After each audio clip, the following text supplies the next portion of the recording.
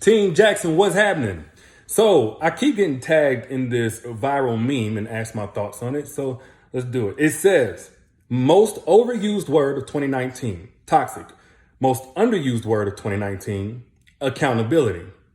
Now, my thoughts are simply this. A toxic person definitely made this meme. Why? Because 9 times out of 10, when accountability and toxic is being used in like the same sentence or typically the same paragraph, a conversation, accountability is really just a counterpunch to toxic behavior being called out. And who would want to counterpunch toxic behavior being called out? You guessed it, a toxic person. Now, I will say this. Typically, when you hear people throw that word around, it's left at the surface level. So let's just dig a little bit deeper.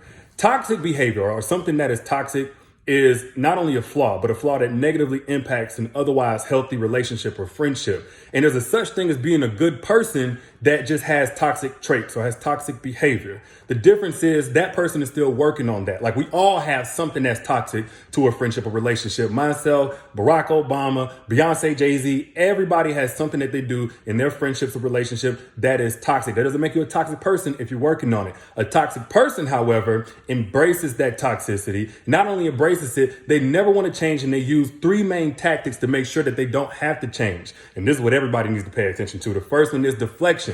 Basically changing the subject to the way that you bringing it up or the timing that you bringing it up. Some kind of way they got to change the conversation away from what it is that they need to work on. The second one is justification. Not only are they changing the topic, but it's the reason why, because they were raised that way. That's something that was passed down. Is because they toe hurt today. They got a headache today. They're feeling something justifies and makes it okay what they're doing wrong. And the third one is a mix of the two. Basically, they turn the tables on you. Using not only deflection, where the conversation now was about you, but justification because you're wrong in some kind of way. It therefore caused the wrong that they're doing. So in this sense, accountability is like not a genuine concern or issue that needs to be resolved. It's simply a tactic to neutralize the conversation around toxicity. Like I'll give you some personal examples.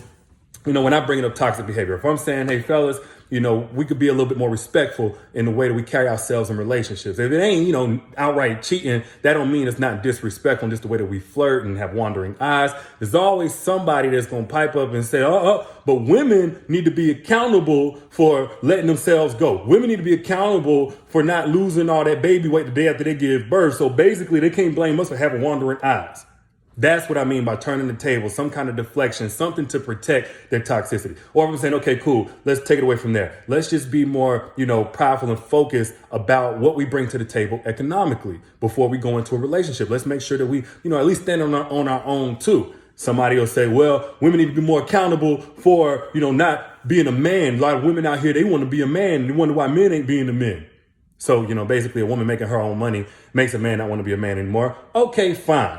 But whenever I say something like, we know good fathers don't get enough shine, don't get enough acknowledgement, but we still have to have the conversation amongst us brothers about the deadbeats among us. Somebody will say, well, women got to take accountability for who they sleep with. They should have known he was going to be a deadbeat father before he ever was one. Like you see, accountability is basically like that defensive mechanism made out of ancient vibranium. Like it's the quick go-to. And this ain't about men or women, because honestly, I've seen it across, the board. I've seen it on both sides of the fence. But this is for everybody that identifies somebody and thinks it's just toxic behavior. You need to know the difference. If you're dealing with a toxic person, not only will they not change, you don't need to waste your time waiting for them to change, nor your energy or your love trying to help them change, because it's not going to happen. So y'all let me know what you think down in the comments. And for all of my book lovers, all of my fiction novel lovers, A Cheat Man's Heart Part 3 is now available for pre-order. If you want an advanced copy, I'll even send you a bonus chapter to read right now. Just click the link down below. Y'all be good. Peace.